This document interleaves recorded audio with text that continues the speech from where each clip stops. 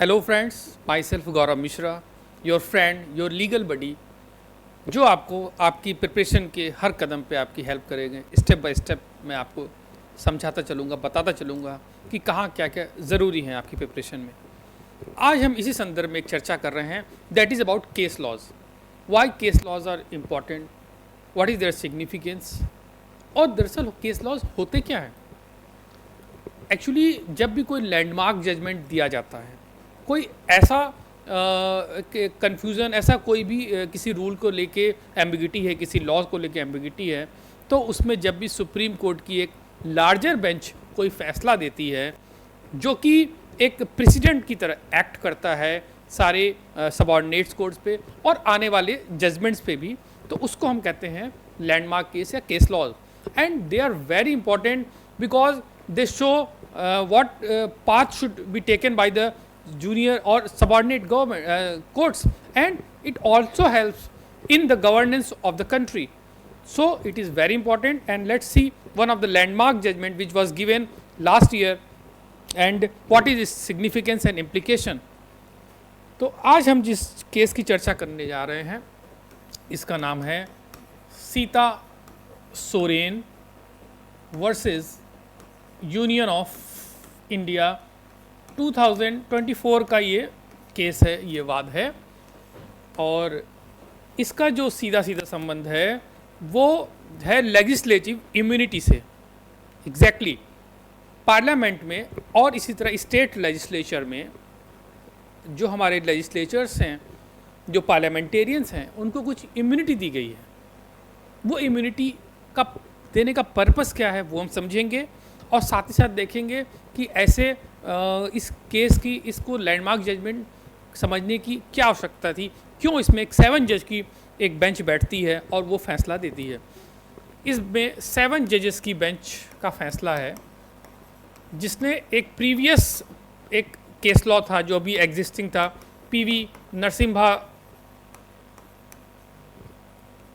राव का ये वाद था 1998 का, जिसको कि ओवर रूल किया है, और ये 5 जजेस बेंच का एक फ़ैसला था, और इसको ओवर रूल करते हुए ये फ़ैसला सुनाया गया है। ये एक लैंडमार्क केस है। तो इस संदर्भ में हम इसकी एक क्रोनोलॉजी समझते हैं कि दरअसल शुरुआत कैसे हुई।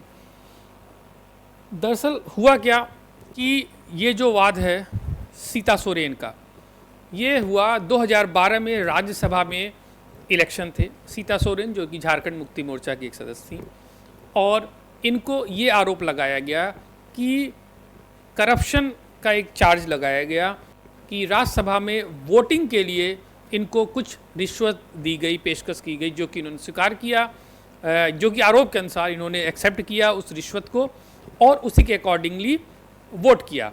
इस बात की इन पे आरोप लगाया गया।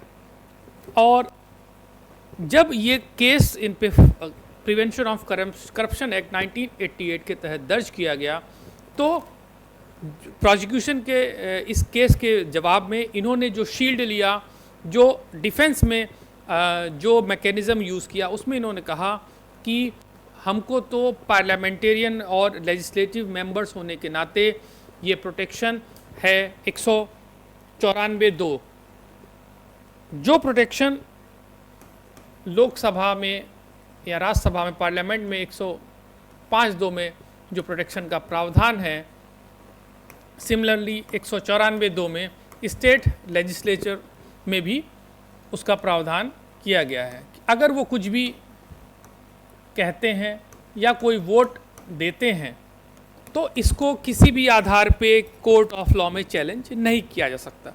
ये इम्यूनिटी इसलिए दी गई थी ताकि हमारे पार्लियामेंटेरियंस, हमारे इलेक्टेड रिप्रेजेंटेटिव्स पूरी बेबाकी से, ईमानदारी से अपनी बात कह सकें।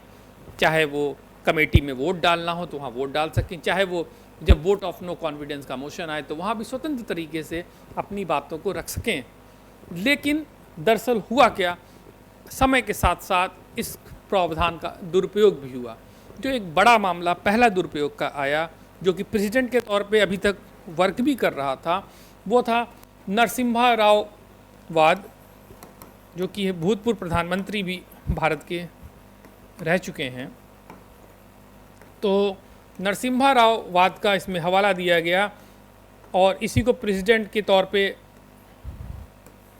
यूज़ करते हुए कहा गया कि हमको तो इम्यूनिटी मिली है सीता सोरेन केस में, अतः ये केस हम पे नहीं चलाया जाना चाहिए। पीवी नरसिम्हा राव वाद को एक बार हम ब्रीफ में समझते हैं। 1993 में जब पीवी नरसिम्हा राव जी की सरकार थी तो वोट ऑफ नो कॉन्फिडेंस पास होता है। अल्पमत में सरकार आने की संभावना थी और सरकार गिरने की भी संभावना थी। उस दौरान यह आरोप लगता है कि कुछ सदस्यों ने कांग्रेस के पक्ष में वोट देने के लिए रिश्वत ली है। कुछ जेएमएम के सदस्य थे, कुछ जनता दल के सदस्य थे उसमें, और उन्होंने अकॉर्डिंगली वोट किया है। इसी सब को ध्यान में रखते हुए प्रिवेंशन ऑफ करप्शन एक्ट के तहत एक केस फाइल होता है जिसमें ये कहा जाता है कि ये पद का दुरुपयोग है और ये आईपीसी की धारा के तहत भी ये रिश्वत ब्राइबरी का एक्ट बनता है। लेकिन कोर्ट में प्रोसिक्यूशन के इस चार्जेस के अगेंस्ट डिफेंस का ये कहना था कि हमें क्योंकि 105(2) में इम्यूनिटी मिली है कुछ भी कहने और वोट डालने की, अतः ये चार्जेस हम पे सस्टेन नहीं करते। उस केस में 5 जजेस की बेंच थी और 3:2 के रेशियो में डिफेंस की तरफ की बात को स्वीकार करते हुए ये फैसला सुनाया गया कि immunity will cover the voting pattern, the vote will be covered by the immunity given under the article 1052। Yes, उनको इम्यूनिटी के तहत उनको इम्यूनिटी इसमें कवर करेगी, वो शील्ड की तरह काम करेगी, अतः उन पे ये चार्जेस नहीं बनते। लेकिन इसमें एक इंटरेस्टिंग पॉइंट और भी है। जिन 4 या 5 लोगों को रिश्वत दी गई उनमें से एक ने वोटिंग से एब्सटेन किया, बाकी ने तो as per the deal voting की, उनको इम्यूनिटी भी मिल गई 105(2) के तहत। लेकिन एक मेंबर थे जनता पार्टी के जिन्होंने एब्सटेन किया वोटिंग से, उनको इस शील्ड से मुक्त रखा गया। He did not avail this immunity because ये ऑब्जर्वेशन कोर्ट का था, क्योंकि उन्होंने जो बात हुई थी, जो एक्ट था वो तो किया नहीं, उन्होंने वोट डाला नहीं, तो शील्ड तो उसे मिलेगी जिसने वोट किया हो। तो वो इस डेफिनेशन, इस प्रोविज़न के तहत प्रोटेक्टेड नहीं है, अतः उन पे ये चार्ज सस्टेन करता है और उनको जेल जाना चाहिए। तो कुल मिला के यहाँ पर एक कन्फ्यूज़न ये भी होती है कि ब्राइबरी एग्जैक्टली कब कंप्लीट होती है, सिर्फ पैसा देना ही पर्याप्त है या फिर उस एक्ट को कारित करना, और क्या कारित करने के बाद वो शील्ड मिलती है।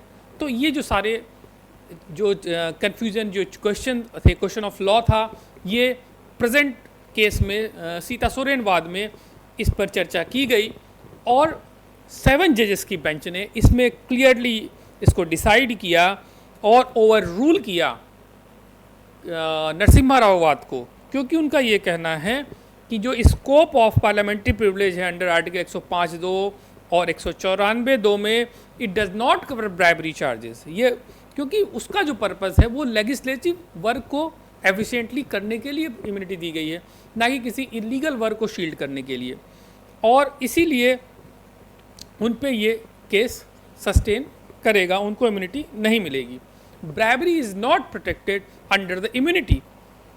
और इसमें यह भी कहा गया कि ऑफर जो है वो ब्राइबरी एक्सेप्ट करते ही कंप्लीट हो जाता है, irrespective of whether the vote has been given और not as per the deal.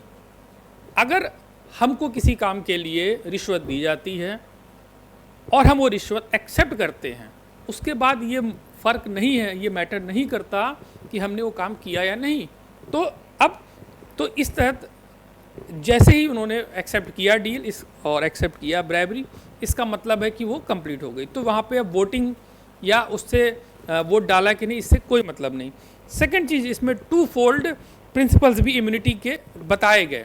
इसमें कोर्ट ने क्लियरली कहा कि जो ये प्रिविलेज है वो कलेक्टिव लेजिस्लेटिव फंक्शनिंग के लिए जो चीज़ ज़रूरी है, एक तो उसके लिए प्रिविलेज मिलेगा। इसमें सिर्फ दो ही प्रिंसिपल काम करेंगे। एक तो अगर कलेक्टिव लेजिस्लेटिव फंक्शनिंग के लिए जो उसका पर्पस होता है पार्लियामेंट या राज्य विधानसभाओं का, उसमें बाधा न पड़े, वो सुचारू रूप से काम कर सकें, उसके लिए इम्यूनिटी है। सेकंड, अगर कोई लेजिस्लेचर की जो ड्यूटी है, जो उसकी एक राइटफुल ड्यूटी है, उसको करने में अगर बाधा आती है तो ये इम्यूनिटी काम करेगी, अदरवाइज नहीं करेगी। तो इस तरह से इन दोनों ही पैरामीटर्स पे ये बात नहीं सही ठहरती है और इसलिए इम्यूनिटी सीता सोरेन में नहीं मिलती है। इस तरह हम ये कह सकते हैं कि डेमोक्रेटिक प्रिंसिपल्स और रूल ऑफ लॉ को अपहोल्ड करने में एक महती भूमिका हमारी सुप्रीम कोर्ट ने निभाई है और ये एक जुडिशियल ओवरसाइट का भी एक अच्छा एक एग्जाम्पल सेट किया है। और डेफिनेटली एक बैड लॉ को चेंज किया गया है। बैड लॉज दरअसल वो लॉज होते हैं जो कि एक रॉन्ग प्रेसिडेंट सेट करते हैं, जो कि एक टाइम फ्रेम में हो सकता है उस समय उनकी वो जजमेंट पास हुआ हो, लेकिन इन लॉन्ग रन में देखा जाता है कि they are not sustainable, they are not meeting the end of the justice.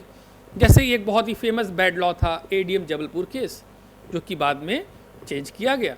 और इसी तरह एक 26 साल तक ये पीवी नरसिम्हा राव केस एक प्रेसिडेंट की तरह वर्क करता रहा। ये अपने आप में दिखाता है कि अगर कोई ऐसा केस पास होता है तो उसके कितने दूरगामी अच्छे या बुरे परिणाम हो सकते हैं। डेफिनेटली ये एक बहुत ही सराहनीय जजमेंट रहा और एक एंटी करप्शन जो स्टांस है उसको इसने और सॉलिडिफाई किया, उसको क्लियरली इस बात को पुष्ट किया कि ज़ीरो टॉलरेंस ही करप्शन के अगेंस्ट स्टैंड होना चाहिए।